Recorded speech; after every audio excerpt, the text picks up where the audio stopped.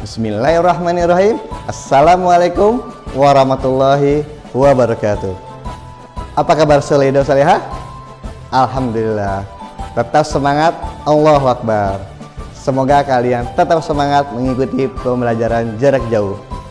Soleh dan salehah, kali ini Pak Guru akan menjelaskan tentang mempertahankan kemerdekaan Indonesia. Kalian simak penjelasan Pak Guru berikut ini ya. Allah Subhanahu wa Ta'ala telah memberikan nikmat kemerdekaan kepada bangsa Indonesia. Mempertahankan nikmat kemerdekaan yang Allah berikan tidaklah mudah. Ada beberapa cara dalam mempertahankan kemerdekaan oleh bangsa Indonesia, yaitu yang pertama, melalui perjuangan bersenjata, dan yang kedua, melalui jalur diplomasi. Nah, bagaimana dengan kita saat ini? Sebagai seorang pelajar, kita yang mengetahui begitu susahnya mempertahankan kemerdekaan, maka kita harus mengisi kemerdekaan dengan hal yang baik dan bermanfaat.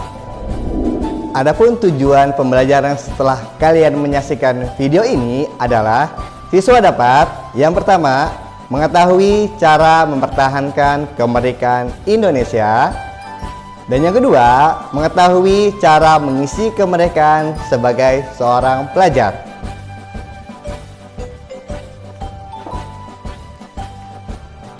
Soleh dan salehah, perjuangan mempertahankan kemerdekaan setelah memproklamasikan kemerdekaan ternyata masih sulit diraih oleh bangsa kita, karena Belanda tetap ingin menjajah kembali bangsa Indonesia. Berikut ini adalah beberapa pertempuran dan perundingan yang dihadapi bangsa Indonesia. Yang pertama, insiden Hotel Yamato terjadi pada tanggal 19 September 1945. Insiden ini diawali oleh tindakan beberapa orang Belanda yang mengibarkan bendera Belanda merah, putih, dan biru di tiang Hotel Yamato. Tindakan tersebut menimbulkan kemarahan rakyat Surabaya. Mereka mendatangi hotel itu dan berusaha menurunkan bendera tersebut. Yang kedua, pertempuran Surabaya.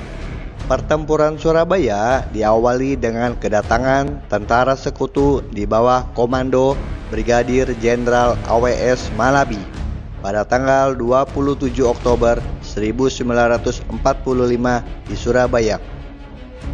Pada tanggal 10 November 1945, tentara Inggris melakukan serangan besar yang melibatkan 30.000 pasukan, sejumlah pesawat terbang, tank, dan kapal perang. Yang ketiga, pertempuran 5 hari di Semarang. Pada tanggal 14 Oktober 1945, tersiarnya kabar bahwa Jepang telah meracuni cadangan air minum di Candi Semarang. Dr. Karyadi selaku kepala laboratorium Pusat Rumah Sakit Rakyat memberanikan diri untuk memeriksa air minum tersebut. Akan tetapi, ketika hendak melakukan pemeriksaan, Jepang menembaknya hingga ia gugur. Peristiwa ini membuat para pemuda Semarang marah sehingga mereka serempak menyerbu tentara Jepang. Yang keempat, pertempuran Ambarawa pada tanggal 20 Oktober 1945. Rangkuman perjuangan mempertahankan kemerdekaan. Peristiwa perlawanan rakyat Indonesia terhadap tentara sekutu yang terjadi di Ambarawa, Jawa Tengah. Peristiwa ini diawali oleh kedatangan tentara sekutu yang di bawah pimpinan Brigadir Jenderal Bethel tiba di Semarang. Pada tanggal 20 Oktober 1945, pada saat tentara sekutu ingin menduduki 2 desa di sekitar Ambarawa, pasukan Indonesia yang dipimpin oleh Letkol Isdiman, Komandan Divisi 5 Bayumas, berusaha membebaskan 2 desa itu. Letkol Isdiman gugur dalam peristiwa tersebut. Setelah gugurnya Letkol Isdiman, Panglima Divisi Bayumas, Kolonel Sudirman terjun langsung memimpin pertempuran. Setelah berlangsung beberapa hari, Pada tanggal 15 Desember 1945, pasukan Indonesia berhasil mengalahkan tentara sekutu dan menguasai kota Ambarawa. Kemenangan Indonesia pada pertempuran ini diabadikan dengan didirikannya Monumen Palagan di Ambarawa. Yang kelima, Bandung Lautan Api. Peristiwa kebakaran besar yang terjadi di kota Bandung, Jawa Barat pada tanggal 23 Maret 1946. Kota Bandung sengaja dibakar oleh Tentara Keamanan Rakyat atau TKR dan rakyat setempat dengan maksud agar tentara sekutu tidak dapat menggunakan kota Bandung sebagai pos-pos militer.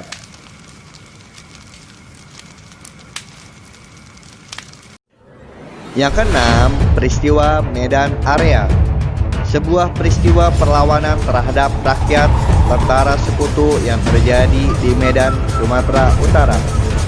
Pada tanggal 9 Oktober 1945, pasukan sekutu yang dipimpin oleh Brigadir Jenderal T.D. Kelly tiba di kota Medan. Sementara tentara sekutu ini ternyata diboncengi oleh tentara Nika yang bertujuan mengambil alih pemerintahan. Hal ini memicu munculnya perlawanan rakyat kota Medan.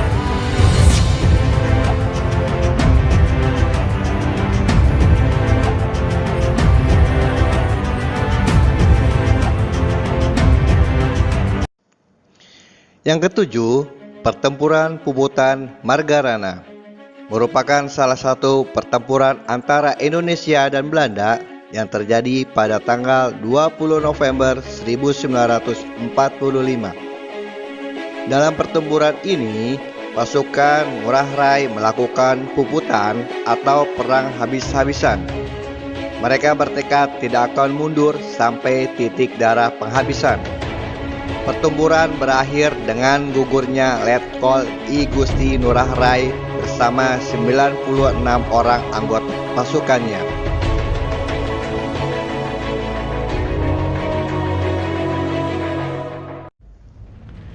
Yang kedelapan, serangan umum 1 Maret 1949 adalah serangan yang dilakukan pada tanggal 1 Maret 1949. Serangan bertujuan untuk menunjukkan kepada dunia internasional bahwa Republik Indonesia cukup kuat untuk mempertahankan kemerdekaan meskipun ibu kotanya telah diduduki oleh Belanda. Dampak serangan umum 1 Maret 1949 adalah bagi dalam negeri. 1. Mendukung proses perjuangan diplomasi. Yang kedua, meninggikan semangat dan kepercayaan diri bangsa, baik rakyat maupun TNI yang sedang bergerilya. Bagi luar negeri, yang pertama, menunjukkan kepada dunia bahwa TNI masih ada dan mampu mengadakan serangan. Yang kedua, mematahkan dan menjatuhkan moral pasukan Belanda.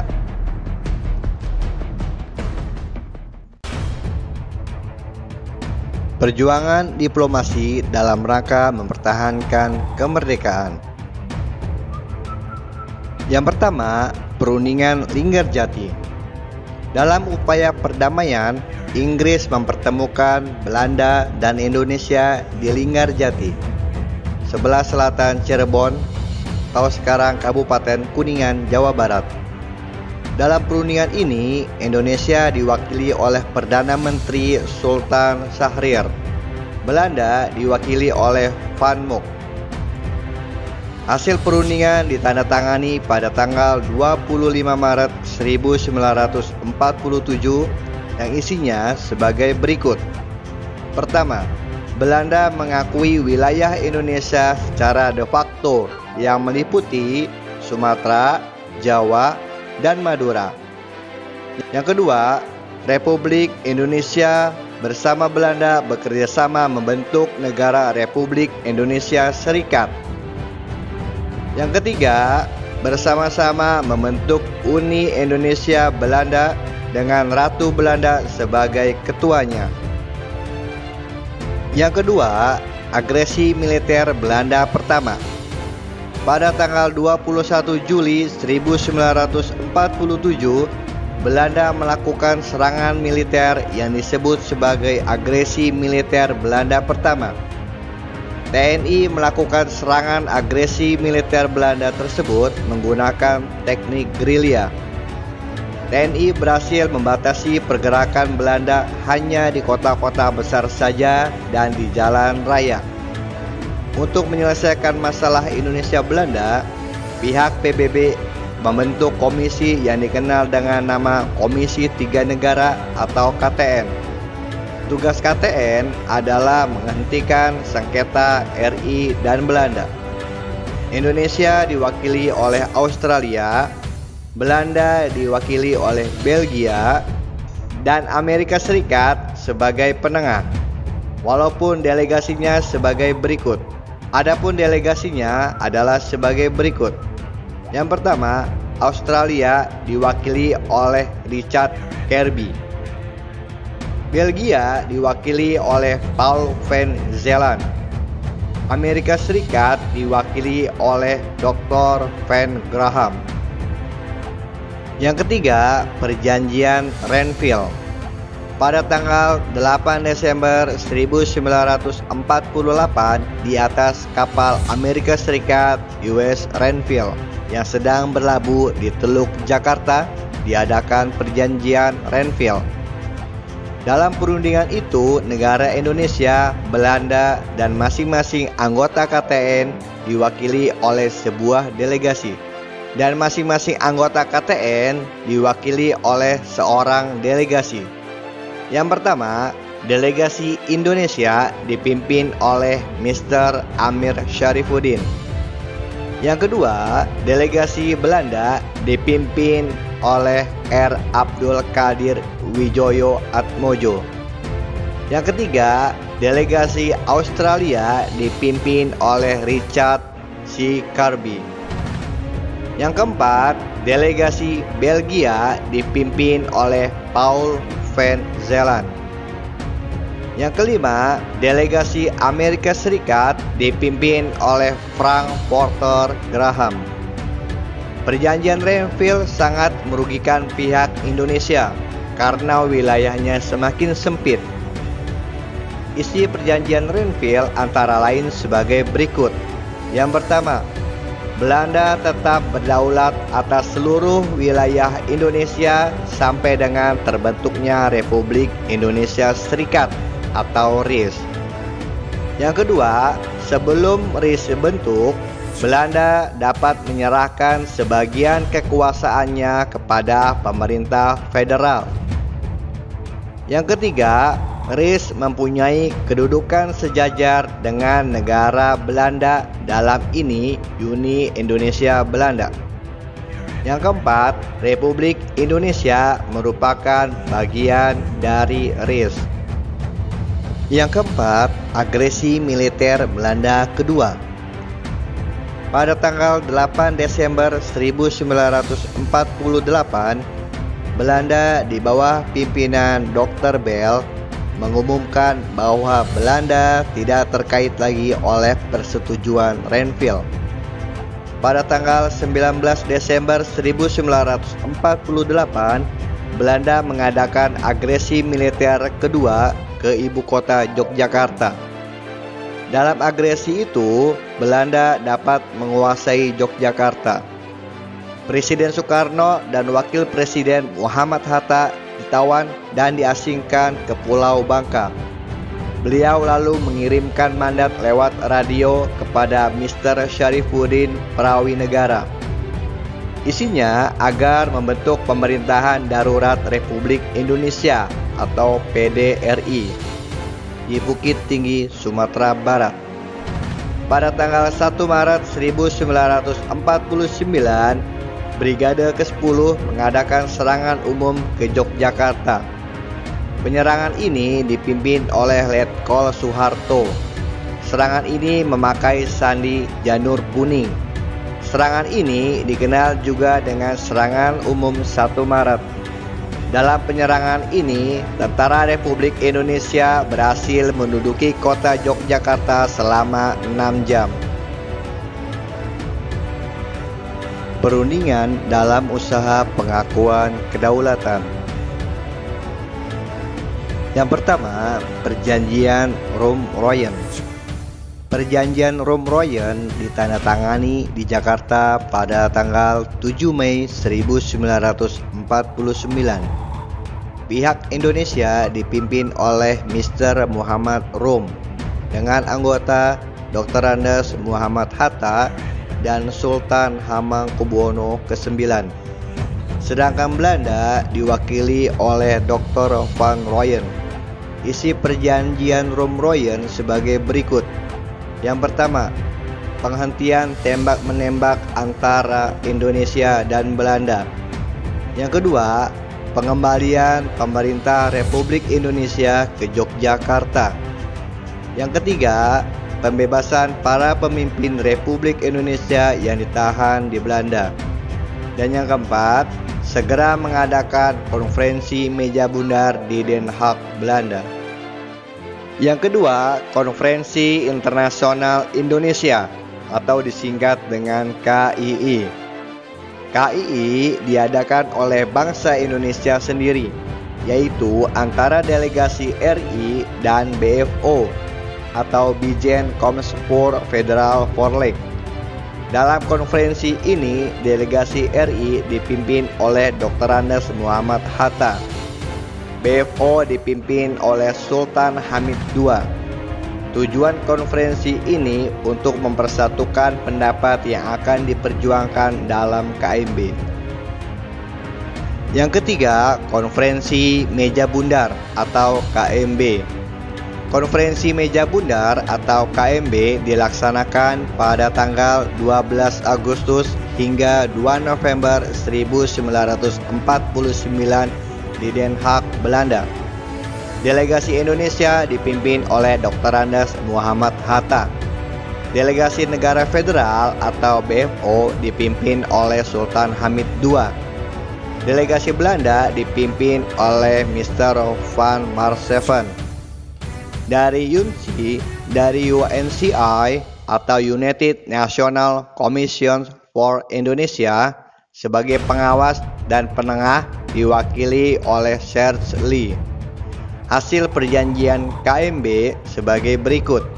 Yang pertama, dibentuknya Negara Indonesia Serikat atau RIS, dan Belanda akan menyerahkan kedaulatan kepada RIS pada akhir Desember 1949. Yang kedua, akan dibentuk Uni Indonesia Belanda. Yang ketiga, Irian Barat akan diserahkan kepada RIS setahun setelah penyerahan kedaulatan oleh Belanda. Soleh dan soleha, sudah dikabarkan betapa sulitnya memperoleh kemerdekaan. Sekarang, apa upaya kita sebagai rakyat Indonesia dalam rangka mempertahankan kemerdekaan ini? Upaya yang dapat kita lakukan adalah yang pertama, siap sedia membela tanah air. Yang kedua, menjaga keutuhan bangsa dari ancaman yang datang dari dalam atau luar negeri. Yang ketiga, memperkuat sistem pertahanan dan keamanan nasional. Lalu yang keempat, selalu menjaga persatuan dan kesatuan bangsa. Nah, soleh dan soleha, lalu apa upaya kita sebagai pelajar dalam mengisi kemerdekaan? Upaya yang dapat kita lakukan sebagai pelajar adalah sebagai berikut. Yang pertama, belajar dengan giat, rajin, dan tekun.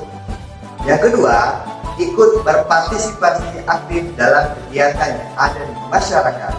Yang ketiga, ikut membantu upaya kesejahteraan rakyat. Lalu yang keempat, saling menghormati antar sesama. Dan yang kelima, terlibat aktif dalam kegiatan sosial. Alhamdulillah, demikianlah materi yang kita dapatkan pada hari ini. Semoga materi yang kalian dapatkan pada hari ini dapat bermanfaat serta meningkatkan rasa cinta kita pada tanah air Indonesia dan dapat mengisi kemerdekaan dengan hal-hal yang positif. Billahi taufiq wal hidayah. Assalamualaikum warahmatullahi wabarakatuh.